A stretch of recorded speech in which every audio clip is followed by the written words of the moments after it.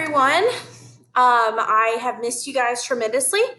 I hope you've missed me. I thought I would do a video recording today because you guys probably haven't seen my face in a while, and I haven't seen your faces in a while. Today we're just going to be doing a lesson over food webs. You can record this information on a piece of paper, so you are expected to take notes. These notes are going to help you on the test. So we're going to test next Tuesday. So we'll have tomorrow and Thursday to review and keep discussing food webs and learn some more information. Then Monday, I'm going to give you a study guide. Tuesday, we will test. And all this information is exactly what we've been talking about. Predator-prey relationships, abiotic factors, so the non-living stuff, the biotic, organism, population, community, ecosystem, those topics, and then, of course, food webs and food chains, which are a big portion of what we are talking about. Now, we've read a good bit of articles about food webs, but I want you guys to know why they're important and also how the energy is created and how it's passed on.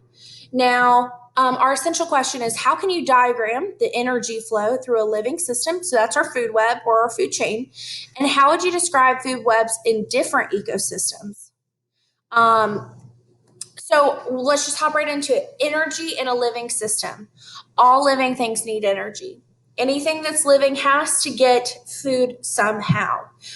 In the case of a food web, this energy always starts with light energy being converted into energy that plants can use. So sugars, the plants are going to make sugars in their tissue.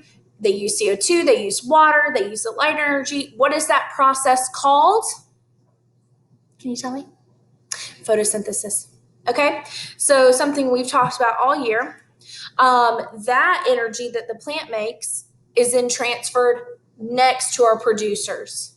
And then our producers transfer it next to our primary consumers. And then our secondary, and then our tertiary, and then maybe even quaternary. Okay, so it just goes on and on. Now, something that I want you guys to understand is that not all energy gets transferred. Some energy gets lost, and it's lost in the form of heat, and it just doesn't make it to the next organism. That organism has to burn energy, and so it's not going to get all of the nutrients from that one thing it ate. So about 10% makes it to each level. So it's really not a lot, okay? Because we eat something, we're immediately burning it off, and we only get 10% of the calories from whatever we ate. And that's just kind of how the food web goes. You lose energy as you go up. Now, a food chain is a single pathway in which energy travels. So we're just seeing here the sun, a leaf, a grasshopper ate the leaf, a frog ate the grasshopper, and then a frog is eaten by the eagle. Now you see the arrows go this way because it's not showing what ate what. We are not showing what eats what. We're showing how energy is being transferred from one thing to the next thing to the next thing, how they're getting energy. So energy is being used as it moves up the food chain. Now, a food web is just a food chain with a lot of other links. I mean, we're showing maybe there's 2 things that eat the same thing or 3 things that are eating the same thing. And so it's just a network of chains together. We've got multiple pathways. The energy is greatest at the bottom. So in this case, we are seeing the marsh grass. So this is one of our ecosystems from our essential question that we can say, okay, I know in this ecosystem, which is like a marsh type of ecosystem, what is eating what? So we see marsh grass, grasshopper, a shrew, and then a hawk, but then also the shrew could be eaten by a snake. Grasshoppers could be eaten by, or sorry, is this a cricket? I'm not sure. I'm blocked right there. Oh no. I believe it's a cricket. We'll just go with that. The cricket's eaten by a shrew and a frog. All right. An energy pyramid. Now, we can also call these trophic pyramids, and trophic is just describing energy. That's all it means. With the wolves, you could see once the wolves were out of that ecosystem, it's called a trophic cascade because your energy is falling drastically. So there's no energy able to be transferred in that ecosystem. And so what we have here is an energy pyramid, and it just shows, and I want you guys to draw this so you have it for the test, but at the bottom, you're going to have the highest amount of energy.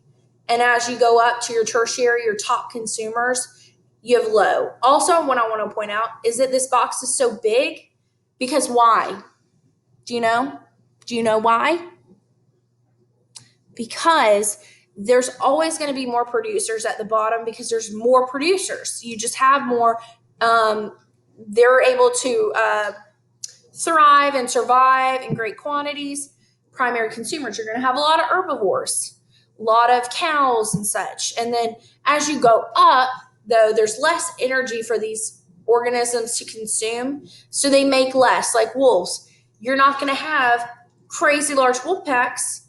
You have smaller packs that are sustaining themselves through eating primary consumers or secondary, and they just can't survive in great numbers because they would overpopulate and eat all of your primary consumers. So that's why that pyramid looks the way it does.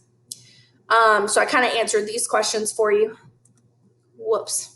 Sorry, I'm going through this really fast. I am trying to do this before Emerson notices that I'm not watching TV with her.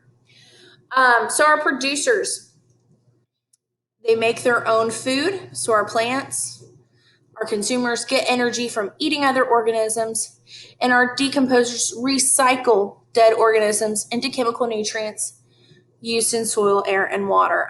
So these are just some brush up vocab words. You guys should know these. So just review that. So you should have written these notes. Pretty simple day today. Not a lot of notes to be had, but I want you guys to make sure you know how a food web, how energy starts in a food web. And it's always the sun. And then the sun, light energy, helps plants make energy that can be passed along in that food web or food chain.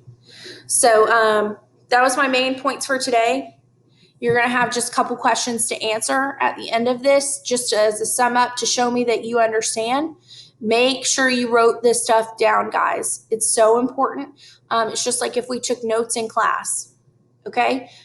You take them for a reason, and in this case, it's the end of the school year. If we've got a test coming up, I'm not there with you, so I would use what I've got, okay?